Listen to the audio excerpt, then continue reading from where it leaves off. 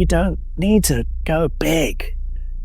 It's not a giant hurdle to come to Black Rock City. You don't need to be part of a huge theme camp. You don't need to have the most shiny art car or be the most aesthetically pleasing human in the universe.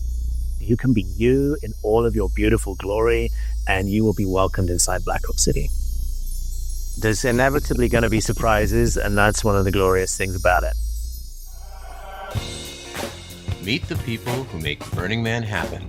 Around the world. Dreamers and doers. The artists, freaks, and fools.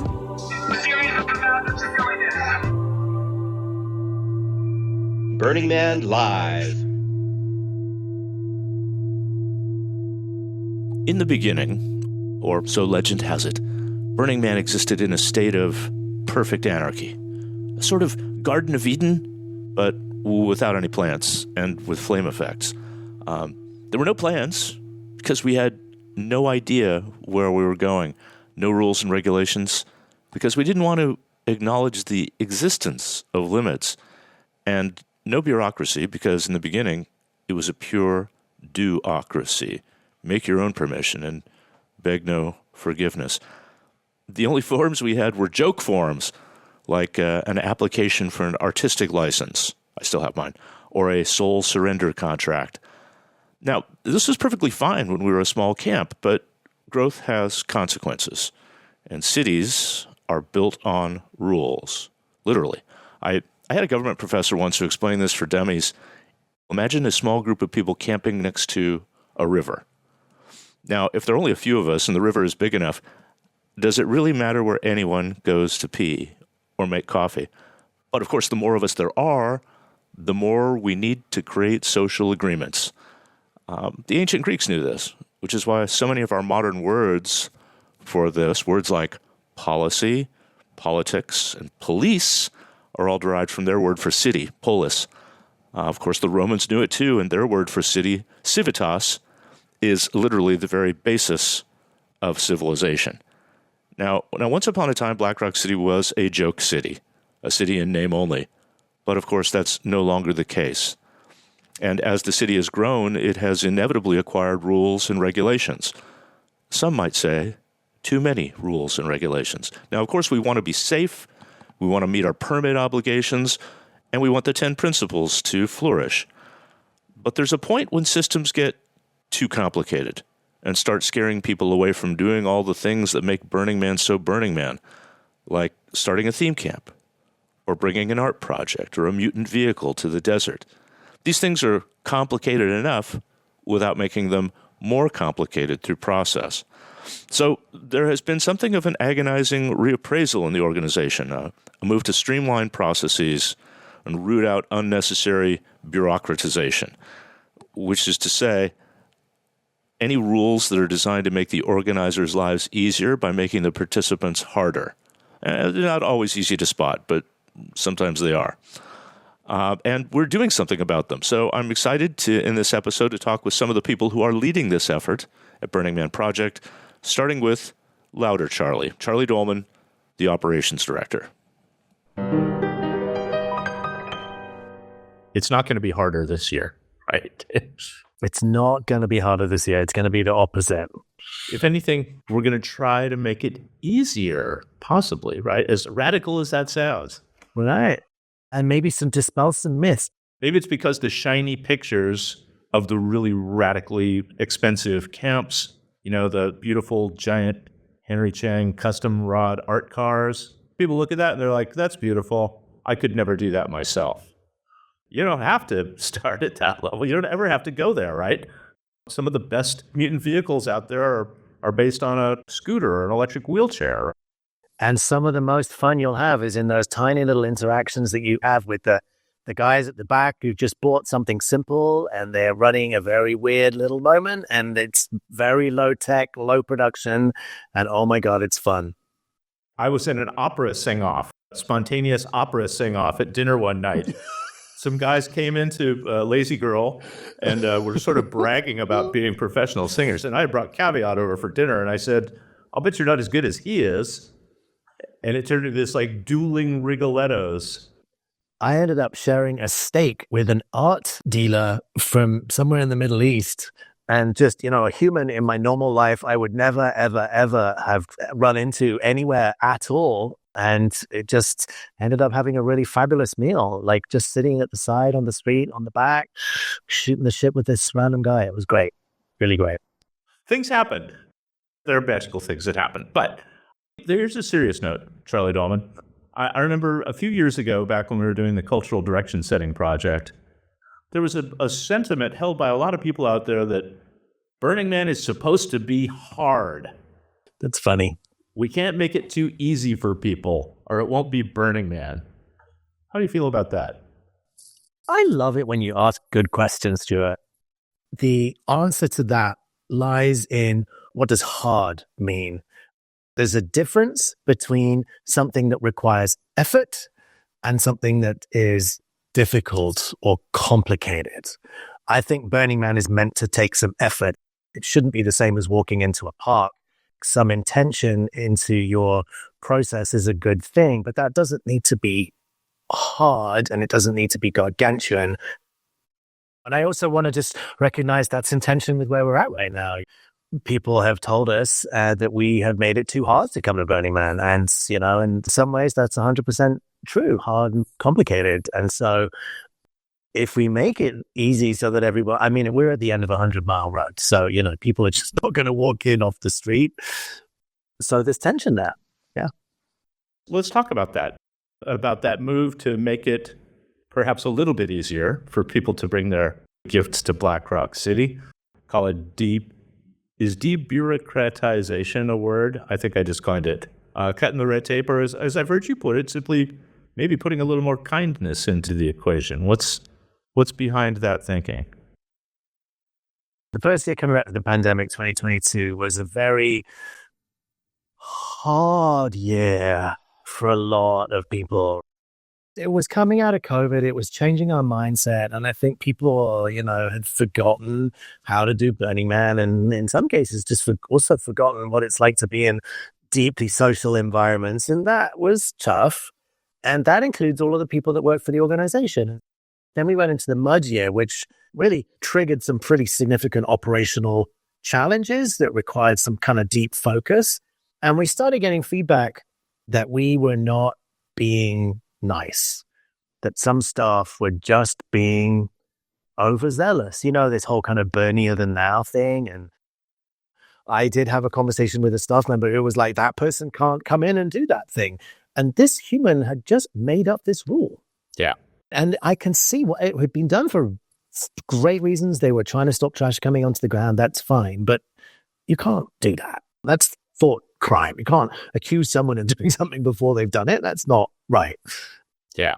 And so we spent last year really trying to focus on human interaction and being kind to each other generally in all of the things that we do. So that means staff to staff, staff to participants, and to just the whole city. Like, let's just be kind to each other. We had some success with that. I personally have had feedback from folks who said, I had a great interaction doing this thing in that place with these people. So we made a really great start to it. That smaller number of humans put the organization, the people charged with bringing this thing to life and being in service of the community, it put us in a different position. People felt, for one reason or another, more empowered to give us feedback, for which I'm very grateful. And they started to tell us, it's got too hard. These forms are too long. You guys are too bureaucratic. There's not an appeals thing here.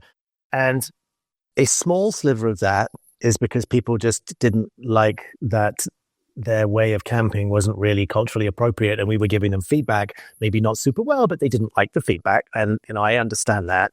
But a lot of it wasn't related to that. A lot of it was just humans who really were trying to do the best that they could and did not feel that the processes were really supporting them in doing that.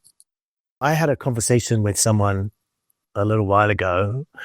He is trying to spin up a project. And he said to me, every time I get an email from you guys, before I open it, it sends me into deep anxiety because I just freak out that I'm not going to be able to do whatever it is. And that broke my heart honestly broke my heart, because that should never, ever, ever be the case. With reference to the previous conversation about it being hard, that's one thing, but anxiety inducing and excessively labor intensive and that much of an emotional and intellectual lift for humans that they are freaked out by it. No, that should not be the case. And I apologized profusely to him. And, we're working on that particular instance. All of those things came together, and it's kind of given us this impetus to be like, okay, well, where can we eliminate some of the load? Where can we make things clearer? Because sometimes it's not necessarily that the thing is complicated. It's just that it's not clear. Right. That puts a load on the other person to try and figure out what it is that they think we want, because they believe that we will penalize them if they get it wrong. Or the rules were built up over years, like different coats of paint of different colors, and they didn't necessarily refer back to the originals, right? That is 100% accurate. I want to be sure that folks understand that this has not come about through any bad intent. The analogy here is, you think of a theme camp, right? So you do your first year, you do your theme camp. And at the end of that first year, you're like so excited because it went really well, but you also learned this lesson. You're going to improve this and you're going to improve that. You have all these ideas. The staff and the organization has done the same thing. But that improvement, that constant desire to make things better and closing all those little loopholes, like, wow, there was a problem there, right? So it's all of this. It's a cumulative effect of a lot of good intention has actually resulted in a thing that doesn't feel good. Mm-hmm. And so I just want folks to really appreciate that the staff did not set out to make folks feel uncertain or overly complicated, but we need to own that that's the outcome of some of our actions. I'm glad you brought that up, because it's hard to imagine how you get to a state of bureaucratization. The little rules add up, and a lot of times they are for absolutely not just necessary, but mandatory reasons, like safety rules, right? We have to impose certain safety regulations in order to qualify for a permit and be a responsible civic authority, right? But it's possible for individuals who are in enforcement positions for that to take their enforcement authority a little bit too broadly, right? And to get out ahead of it. And forget the cardinal rule of Burning Man, which I think you and I have talked about before. My cardinal rule of Burning Man is don't make too many fucking rules. I'm serious. We should always be very thoughtful about any rule that we impose. Our origins are in a state of pure, beautiful chaos. And every rule is a little bit of a tightening of the straitjacket on fun and creativity. So we have to be very thoughtful of that. And I really think that we need to be minimalists when it comes to imposing rules and regulations. In the whole process, you're essentially the mayor of Black Rock City. You get complaints about all the potholes, all over all the roads, all over town. But let's take it from the top. Ticketing. Are we taking some measures this year to streamline that purchasing process now that we're in a state where perhaps supply and demand are a little bit more evenly matched? 100%. The information community on the ticketing page has created some questions. We're going to be in the process of answering those questions to kind of help people guide their way through it. I think that we've changed the sale process so that you don't have to do a registration with a burner profile. So that's a step that's taken out. And we are looking at other pieces. So, for example, the ticket allocation process, like what can we do to try to make that simpler? If you're a steward ticket, which is the way that we allocate tickets to ensure that participant groups, camps and vehicles and art projects. Yeah. Right. So they get the amount of tickets they need to do the thing, so they can be sure of that. Mm-hmm. What is the mechanic for allocating that? And is there limits on numbers of tickets that people can buy in individual places? Like there has been in the past, and it's meant that it's been really kind of complicated for camp people to distribute all this stuff out. Yeah. Can we make it simpler? So some of that work is still in process right now, but my hope is that folks come out of the end of it feeling a little bit better. The language going out hopefully is making that clearer for people. Okay. Something else that everyone loves to complain about. What are we doing to cut down on wait times to get into the city and out of the city? That whole gate kerfuffle is a pain for a lot of people in both directions. Well, the first thing that's really obvious and really easy is just making sure that we have enough staff at the right time. That's not always easy. Think about it. Gate runs 24/7 for 6 weeks. And it's something like 7,000 shifts that they have across their entire thing. So filling that up is harder than you imagine. First of all, is supporting Gate in making sure that they have the right number of humans. You're going to see a big recruitment drive to get folks coming to Gate. It's really actually super fun out there being out in the dust. There are a fantastic bunch of humans. So that's the first bit. The next piece for people who come in early, we used to have a wristband that people have to wear. So if you came in early, we could identify that you had this wristband. It takes 30 seconds to put on a wristband, and we put on 30,000 of them. So you do the math. It's like 8 days worth of some time or whatever it is. So that's gone because we don't need that. And if you need to leave, we'll just give you a wristband on the way out. We can just give you that band rather than banning everybody just in case. So that's a lot simpler. The search thing is an interesting one. We have better information. So we are now using this dashboard that folks probably saw last year, dashboard.burningman.org. And that communicates the latest information. And that's the first part in people being able to help themselves. Like, is now a good time to go look at the dashboard? Oh no, the travel time on Gate Road is this. I'm maybe going to wait it out a little bit. So yeah, there you go. Actually, that wristband thing coincided with the Gate staffing thing, because in the lead up to the event, when people are showing up to build their camps and their art projects, that's probably when Gate has the more difficult time staffing the Gate operations, right? So you are joining the dots, Stuart. You're joining the dots. Exactly. Fewer people, less time, more weight, more agony. And then on the way out, one thing that everybody's experienced is you come down K Street at the back and you go down those little tubes, we call them the fallopian tubes, that reach down to the greeter station. And then you come out and it's just this dust bowl, chaos mess of all cars coming in all directions. And just, it's a mess. It causes all the traffic to back up into the city. So this year we're going to be putting lane guides into that place so that all of the traffic that comes out is guided onto Gate Road. And that will improve people's time to get out of the city and onto Gate Road. And what about up at the pavement, the last leg of getting onto the road? One of the things that we have up there is, again, limitations with staff, trying to get actual licensed staff. You need permitted humans to do that flagging, it's called, on the road. That guy in the orange jacket that's waving at you. Mm-hmm. The other thing is that humans have a habit of trying to be in one lane on the gravel. And what we find is when we run 2 lanes on the gravel, then we can push out about 500 cars an hour. And if we have 1 lane on the gravel, that goes down to about 250 cars an hour. So wow, we are going to be focusing this year on making sure that it is always 2 cars on the gravel. The other thing for folks to know is that we can only put between 500 and 600 cars an hour on the road. Right. According to our permit with the federal government and various traffic studies and all the other, legal bits and pieces, that's our limit. So pulsing, that process of kind of stopping on Gate Road, is set up to allow that amount of cars onto the road. Because if we let more than that, then the whole road grinds to a halt. And then starting it up takes a long time, a very long time actually. And it doesn't work. So pulsing is set up to that. So what we did last year, and we're going to improve on this year, is really making sure that the amount of traffic on Gate Road is again communicated through that dashboard, because there's a limited amount of time that I can do to get people onto the blacktop. I can run it as fast as we can, but there's a limit to that. But I can tell you, hey, now is not a good time to come to Gate Road because there's already a 3-hour line there. We're moving it, at 500 cars an hour, but it's going to be 3 hours. Right. Some of that is like, yes, let's do the things that we can as quickly as we can. And some of it is, let's give people information so they can make good decisions. If you're just going to sit in your car, why don't you just stay and maybe do another line sweep, right? Right. Right? Or the MOOP test. That little MOOP test that we do with the BLM? If you do that on your camp. Exactly.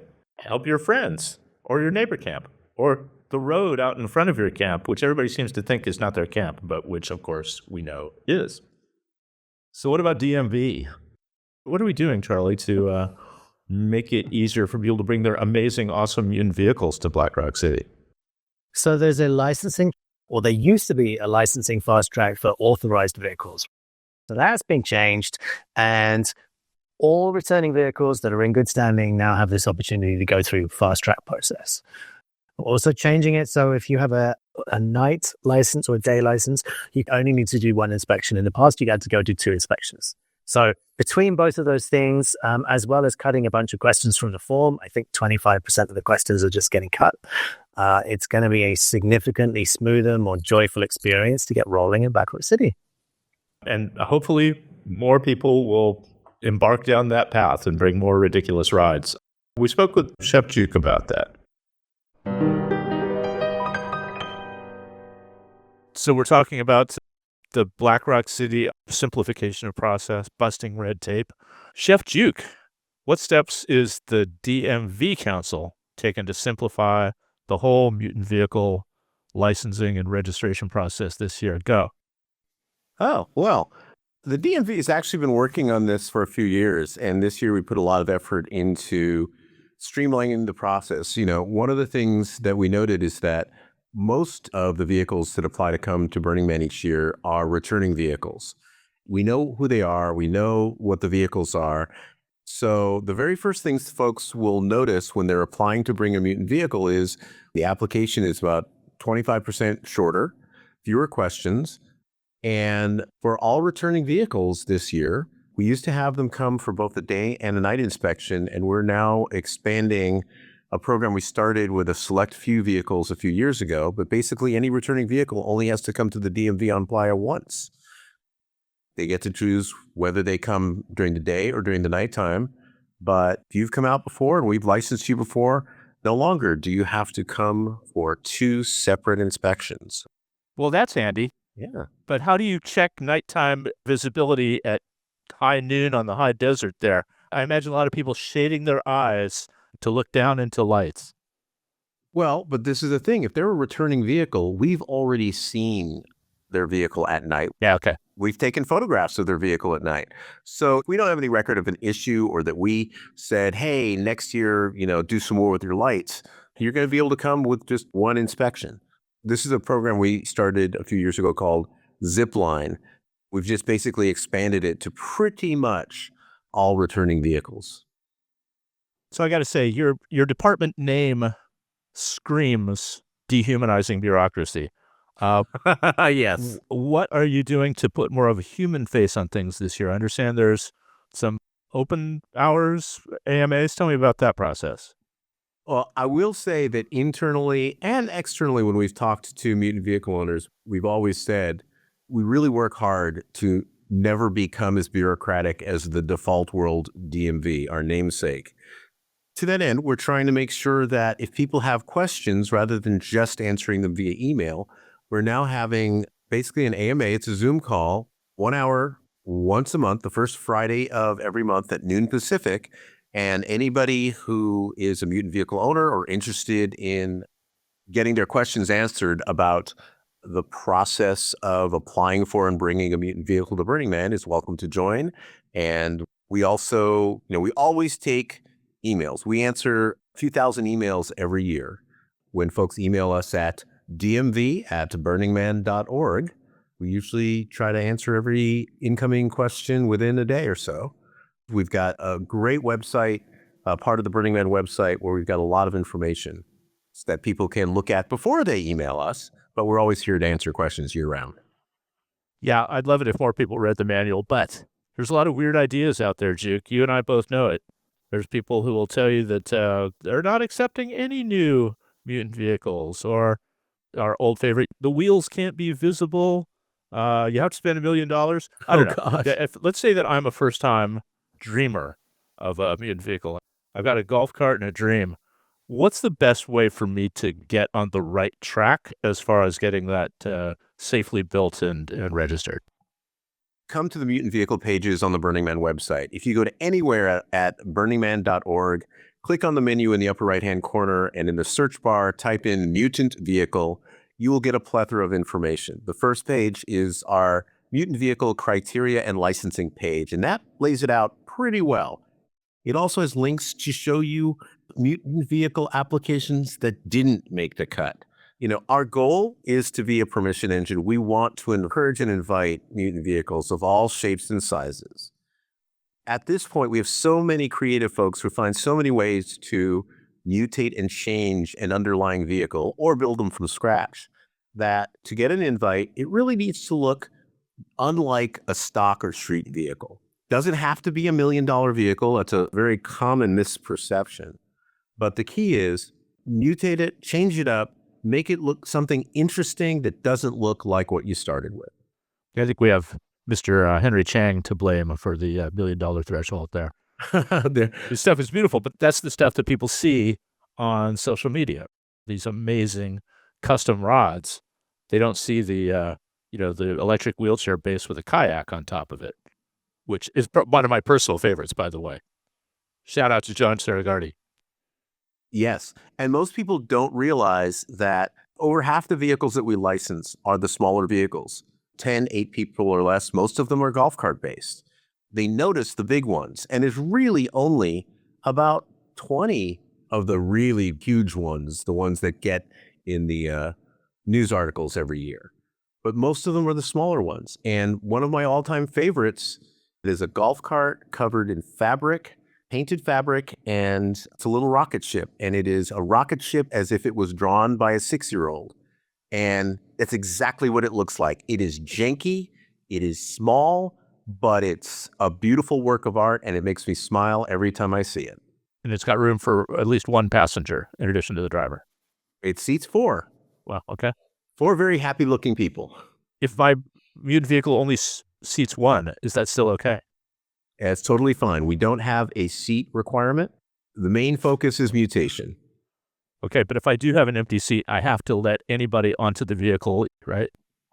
It's not exactly that. We encourage mutant vehicle owners to give rides when they can, when it's safe to do so. I mean, we're not in a position to tell folks that, hey, if there is a burner who might have imbibed a little too much, who is demanding to get on your vehicle, they must let them on. But the goal, ideally, is if you have room for passengers, be a community resource, share what you've got. And a lot of the mutant vehicles do that.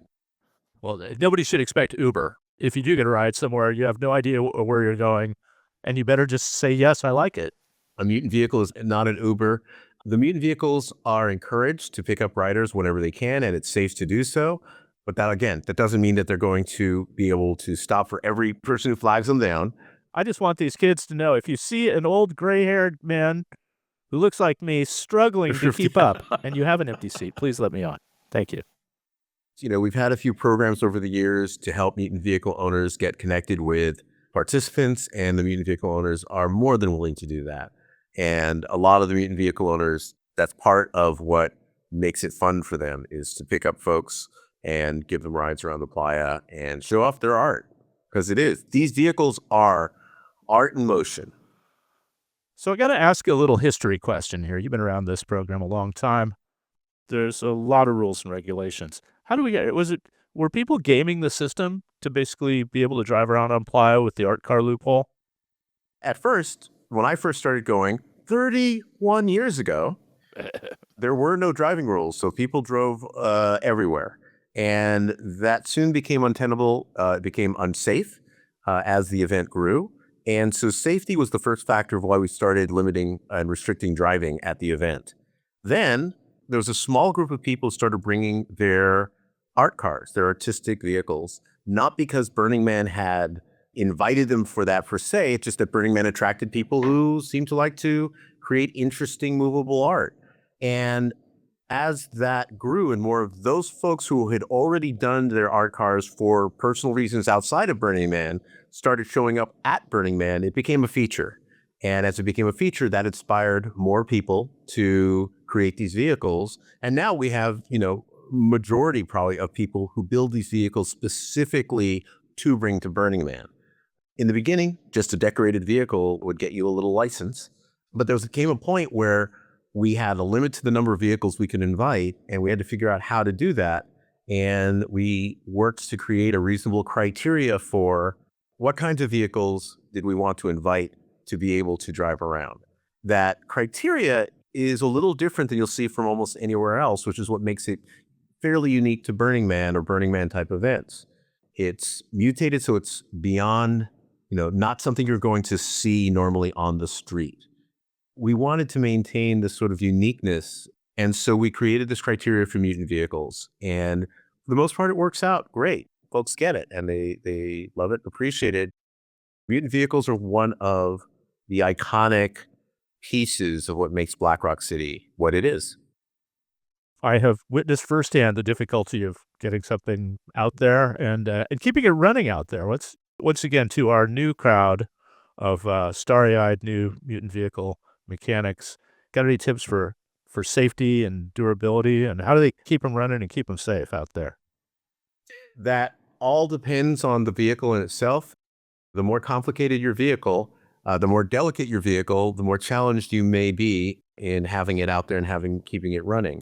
I think one of the biggest things that people should be prepared for is, just like your tent, you don't want your first time you're really either assembling your mutant vehicle or really putting it through its paces being once you get to your first time bringing it to Burning Man. Most of it is common sense, but you've got to add in the factor of being out in the desert. You want to bring more supplies, more tools, more whatever you're going to need to keep that thing running. I call it Noah's Law. Bring two of everything, right? Exactly. A challenge some people have is if they have a vehicle that needs to be assembled, we can help them come a little early to have some time to do that. But sometimes folks overcomplicate the assembly and it takes longer than they think. And we've had people spend 4 days of Burning Man just in camp trying to get their mutant vehicle working. And there's a point where we'll say, hey, at this point, you might really just want to give up on it for this year and go actually have Burning Man without the vehicle. Planning is everything. Make sure you know how your vehicle comes together, know what it takes to keep it running, and make sure you bring it. So I know that electrification is a growing trend out there. There's a lot of conversation in some of the forums where mutant vehicle owners discuss. There's a Facebook page for mutant vehicle and art car owners. There's a lot of discussion to that. There's some who've been very, very successful using alternative fuels. There's a fellow that's got a solar array at his camp and recharges his vehicle every day. And he mostly uses it in the afternoon and evenings, but it seems to have worked really well. And we've had folks using any number of different alternative fuels, including some folks who use the used oil from their camp kitchen for biodiesel. Nice. Okay, what else should we talk about? You got the ear of the community here, Chef Juke. What do you want to tell them? Bringing a mutant vehicle to Burning Man is not all fun and games. It's work. Whoever's driving your vehicle, they really need to be sober. They need to be alert. They need to be focusing on the operation of the vehicle. You have 80,000 some people out there. Not all of them are going to be, how shall we say, unaltered, especially at night. It is an extremely distracting environment. There's always a number of online discussions about what we call dark wads and whether or not somebody has the right to go unlit out on the playa. But when you talk to mutant vehicle owners, almost every mutant vehicle owner I know has a story of cruising slowly at 4 miles an hour with their large mutant vehicle, and somebody on a bicycle without lights rides right in front of them. And even at 4 miles an hour, if you slam on the brakes of a bus-sized vehicle, people can get hurt. So it's really important that the drivers are alert and take that responsibility seriously. If your vehicle is larger, it needs walkers, people walking in the front and to the sides and the rear of the vehicle to make sure people don't run into them, and or spotters on the vehicle, making sure that if there's a dangerous situation that the driver may not be able to see, that they can alert them to it. We have had injuries and we have had deaths out there, and we have the names of the folks kind of emblazoned in our brains, and we don't want that list to ever grow again. Yeah, from my experience, nighttime is considerably more dangerous than daytime because of the dark wad factor. Absolutely. I have burned into my brain an evening when we came within literally 3 inches of rolling over a completely unlit cuddle puddle out in Deep Playa. Yes. With a very large dually-based Zeppelin. The Hindenburg. Anything else you want to throw down, Chef Juke? Our whole goal is to help facilitate people bringing these great pieces of art. We have 130 volunteers who love working at the DMV. They love communing with the Mutant vehicle owners, and it really is a joy. All right. I think that's great. I really appreciate you showing up. Thanks, Juke. Always happy to engage. Always happy to see your smiling face, Mr. Mangrum. And pick up old people. I'm just saying. Okay, Charlie. I was a little bit surprised to see that delivered housing, which went away, is coming back. Could be a blessing for some people who really need that kind of support. It could be seen as backsliding on our efforts to decommodify Black Rock City. It must have been kind of a tough decision, but where does it get us? I don't think it was a tough decision. I'm going to be honest with you. I think one of the glorious things about Black Rock City is that it is an experiment and we can change things. People can write in and tell us stuff and we can take that feedback and run with it. We made this decision years ago because we didn't want plug and play camps to be able to just rent 30 RVs and set up their, hotel convenience camp. And like you say, sadly, what we did was we threw the baby out with the bathwater, so to speak, and ended up impacting, the grandma who's renting an RV and wants to camp at the back with her kids or whatever it is, all those little moments. And the bona fide use of camps where people had international campers or they're flying in or like whatever it is. And so, yes, we don't want to go backwards. So we are introducing the ability to have delivered housing again, but putting some criteria around it. Oh, yeah? If you are a camp not in good standing, then you cannot have housing delivered to you. And just for a sense of scale, that's probably 20 to 30 camps out of the 1,500. It is a small number of camps who have operational or cultural challenges that are going to be the ones that can't use this. The camps that people perceive to be plug and play camps that we are in a constant conversation with and really in an attempt to kind of educate them and bring them to more in line with the culture, those camps are not going to be able to use this function.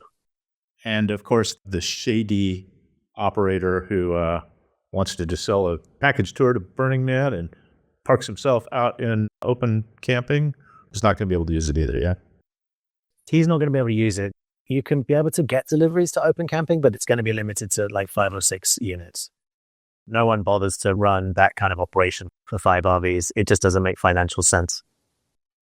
It's also worth saying that there are people who want to take advantage of Burning Man and want to capitalize on it. And some of them want to be more aligned than others. But depending on how motivated those humans are, there is a limited amount that we can do. We need to be vigilant. We need to do our best to look after the culture and preserve it from those that would try to gain from it. But it's hard. And they do exist. These humans do exist. Yeah. I mean, when we start talking about decommodification and creating clearer policies for that, that's easier said than done, right? Are you doing anything in that regard to make that clearer, easier to understand? Yes, we are looking at decommodification. As things that have been born at Burning Man or come to the playa have started to spill out into the outside world, which I love. People taking inspiration from the thing that they do on the playa and then taking that home and doing that in the world. I think that's fantastic.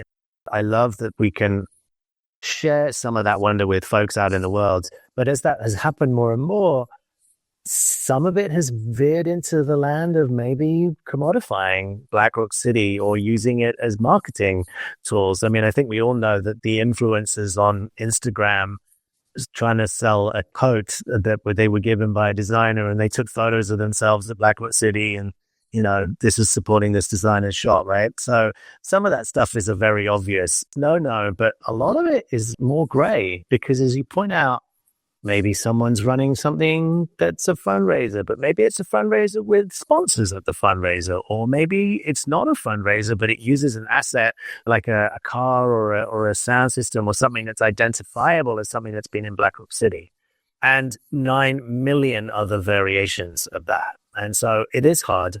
So we started with a group of Mutant vehicle owners, and we're continuing with a group of theme camp owners and a group of artists to sit down to see if we can create a clearly understandable set of guidelines that address at least the most common scenarios that come up. I don't imagine that we are going to come up with something that's going to answer every question because there are too many nuances in this area. But my hope is if we can eliminate or at least make the route to, answering the question for, 50, 60% of these scenarios, it's actually going to make the difficult ones that aren't included in the scenarios easy to understand because at least we're all working from the same shared baseline understanding of the most common stuff. So that's a work in process right now. And it's fascinating having these conversations because they're really hard. Yeah. Because of all of the different opinions and perspectives. Well, to me, it just always goes back to motivation. Why is somebody doing what they're doing? Is it to feed back into the culture? That's one thing. Is it to exploit the culture and make your own profit? That's another thing. Is it because you're new and you just don't get it yet? That's a third thing, right? So I've found it difficult to come up with blanket policies because every case really depends on the motivation of the individual. And add to that, everyone has a different perspective on what your motivation is. You may think your motivation is X, but from the outside, it might look completely different to people from where they stand, right? And so true. Just understanding someone's intrinsic motivation is part of it. But also, how do you prove that? If it's just about intrinsic motivation and someone is determined to take advantage of us, they will lie till they're blue in the face. Yeah, I'm doing everything right. And we all know that they're not. But what do you do with that? Right. All right. So I know firsthand that over the years, the process of getting your camp placed has gotten increasingly complex. The first year I was placed, it was just Harley tapped me on the shoulder and said, "Hey, I want you to put your camp over there this year." And I was like, "Okay, cool." Right. Last time I checked, that placement questionnaire is up to 36 pages. Do we need all those pages, Charlie? A lot of that is education. So each question comes with context. If you were to condense the questions down, it's not 36 pages. And there's some context there that's kind of helpful. That aside, we are cutting a bunch of questions out of the placement questionnaire this year. We're also recognizing that if you're returning, if you're bringing the same thing that you did last year, there are fields in the form that we can just pre-populate. Yeah. This year, roughly 50% of the camps are going to be eligible for this fast track process, which is having forms, fields pre-populated, and just being able to kind of scoot through and submit it. We wanted to find out more about that, so we had a conversation with Level Placerman. So, Level Placerman, the whole ops division of BlackRock City is kind of on a charm offensive to help make things even more awesomer for more people. Yeah. What's your part in that? We're constantly taking feedback, so I just also want to acknowledge that every year we try to dial things even better, try to make things more efficient. So this isn't a new thing, but I think we're like kind of pressing fast forward a little bit on some ideas that have been out there for a while. So with the placement process, people have felt like it's a little bit onerous sometimes. The forms that we have are too long. And that is basically to help the flow of information work better for us. But we also recognize that it's a lot for people. Some people are spending hours trying to figure out how to answer all the questions. So what we've tried to do is a couple major things. One is if you are a returning camp that's been to BlackRock City and the last 3 times have been good years and you're in good standing, we created a fast track process. And that fast track process looks like a shorter form because we know who you are. We know what your camp is about and we trust you because you've been doing that for a while. We've parsed out, taken out some questions overall for everyone. And we also are trying to pre-populate a good number of questions that took the most time to answer. So if you're spending, 2 hours on the form, maybe you'll spend under an hour this year. The other major thing that we're doing, part of the reason we do ask camps to submit new things every year is camps are adding and improving on what they do. And so you'll have the chance to edit that response. If you're building a new dome, if you're adding another happy hour, or if you're taking away a happy hour, you can make those adjustments. So those are the probably two big headlines around the forms process. I've watched the growth of placement and the way that you've expanded the organization and built it out. But there was a time I remember when it was very, very few people. It was almost like a siege mentality. A former director of the group once told me that if I know the name of your camp, that's bad because you did something wrong. Today, I see a very different situation where you are really trying to humanize, create more human connections between the fabulous placers. And I know it's still a numbers game. There's only a few dozen of you and there's thousands of them. But I heard about the office hours thing. Tell me about that. Part of the magic, I think, of Burning Man is that you don't always see, all the people and all the levers happening so that you can just have a magical experience. But it does take a lot of people to make it happen. And I think, especially in a department and role like placement, we're a major community connector for a lot of people to what they think of as the org. And so it's been really important for me to make sure that we can get enough people in place to have a face-to-face with camps. When we talk about office hours, they are virtual, but you get to come on. I'm there. Several of my volunteers are there. And we're really there to answer any question people have. It was sort of an adaptation from, we now have a placement office on Playa and people can come up and ask us questions all the time. We're really happy to help them on Playa. We're also really happy to help them during the rest of the year. And so, we started these monthly office hours so that people could just come in, ask a quick question, pop out, or stay and hear kind of all of it, because there's questions that one camp asks that really pertain to many. We have an open door.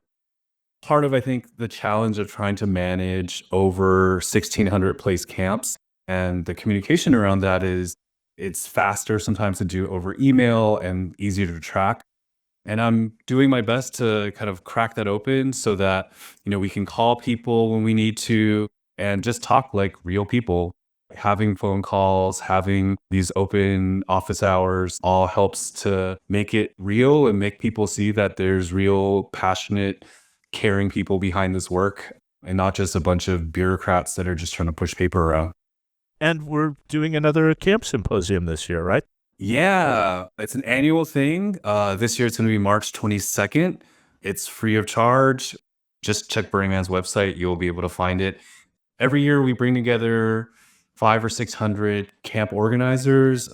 We talk a little bit about kind of themes for the year. So you'll probably be hearing this theme around trying to make things easier for the theme camp community.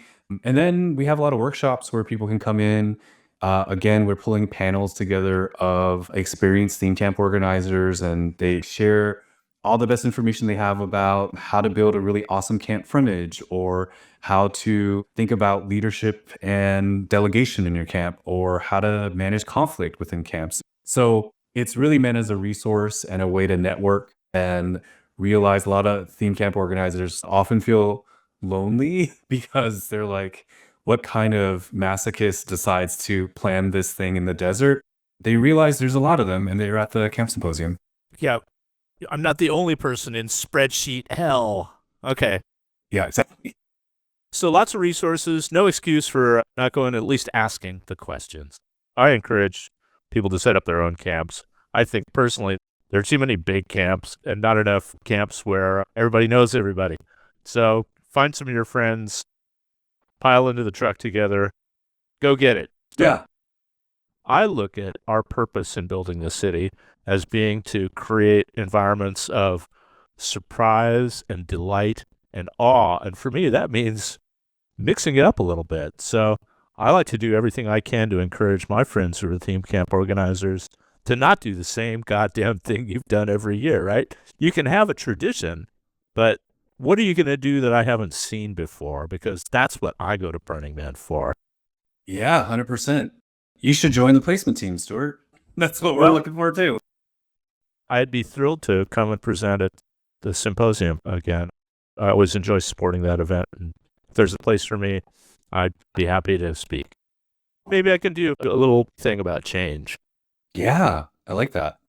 Thanks, Level. You're great as always. I love having you on the program. And Me thank too, you for bro. everything you do, man. It's a labor of love.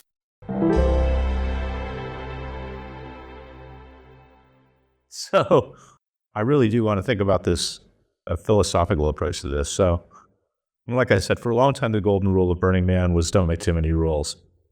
But over time, we know the rule book has grown bit by bit, little by little, both rules imposed on us and those we've made up on our own.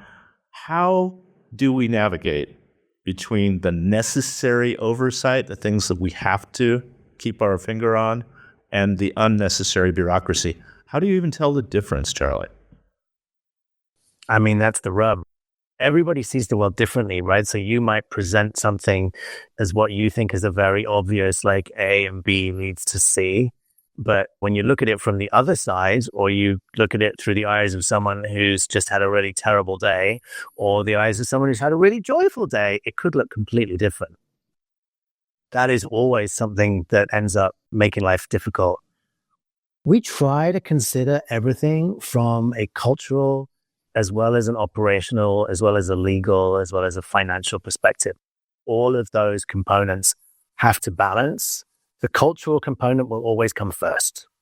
Ultimately, at the top of the list, Burning Man Project is in service of the community. And, this amazing culture has spawned out of Black Rock City.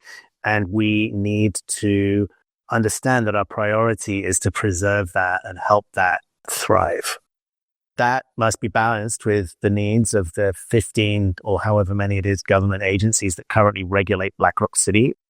It is an astonishing number of agencies that have decided they want to give us a piece of paper with a list of things to do on it. Yeah, the way that you get to the answer, like what is the right priority to put into something? How do you balance culture and operations? And the answer is you just have to do it delicately, bit by bit by bit by bit. And it takes a long time and a lot of thought. I'm very lucky, you know this, Stuart. We work with an incredibly intelligent, dedicated bunch of people who love Burning Man. The humans that are the ones who do this considering love Burning Man, and many of them change their lives to come help make this thing happen. That is a really positive asset. And I will also acknowledge that in the past few years, maybe what we haven't done is engage the community enough in some of those decisions. Things like the housing decisions that we made a few years ago, it was made for a very good reason. But if we'd engaged the community more at that time, then maybe we would have come up with a more nuanced approach that we're now getting to. So it's not easy to have these conversations, and they take a lot of time, but it is worth it in the end. It is so much faster just to make up a rule. It really is. But it doesn't work because Black Rock City is many things to many people, and that's one of the beautiful things about it. But it also means that everybody sees things slightly differently. So you have the ear of the community right now, or at least our little sliver of it.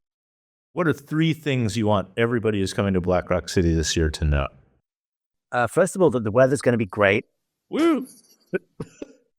I want people to know a few things. One, that we are working hard to try to make the experience in Black Rock City as smooth and seamless and enjoyable as possible.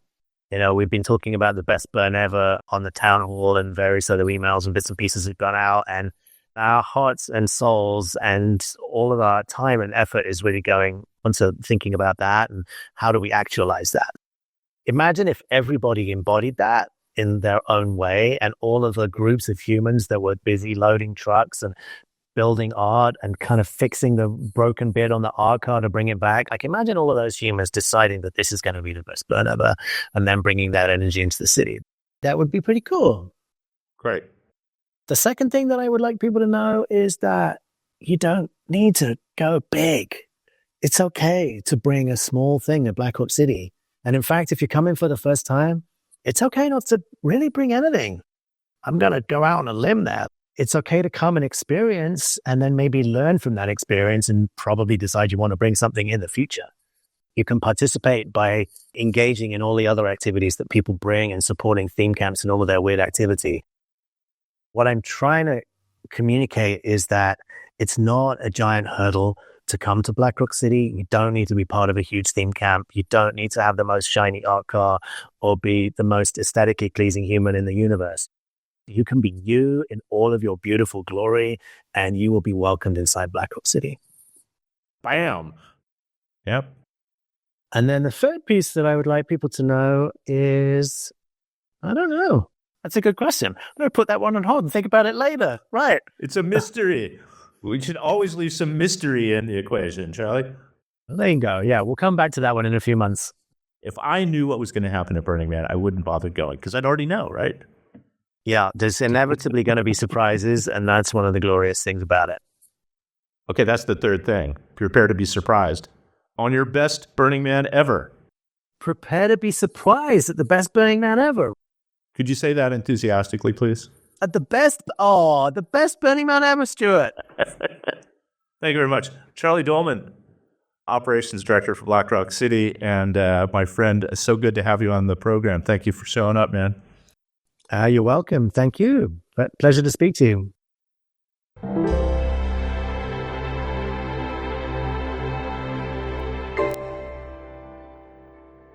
You have been listening to Burning Man Live, the one and only official podcast of the Philosophical Center of Burning Man Project. I'm Stuart Mangrum, and I want to thank each and every one of you for all the things you do, for listening to the program, for sharing it with your friends, for writing us a good review, for sending us an email at live@burningman.org, or for maybe slipping a few of your hard-earned dollars into the money slot at donate.burningman.org. Thank you all so very much. Thanks also to all the people who helped make this particular episode happen. My guests, Louder Charlie, Chef Juke, Level Placerman, and all the unusual suspects on the podcast crew. Valve Michael Valve, K-Bot, Action Girl, Lotus Position, DJ Toil. I can't do it without you folks either. That's it. Stay tuned. We'll do it again. Thanks, Larry.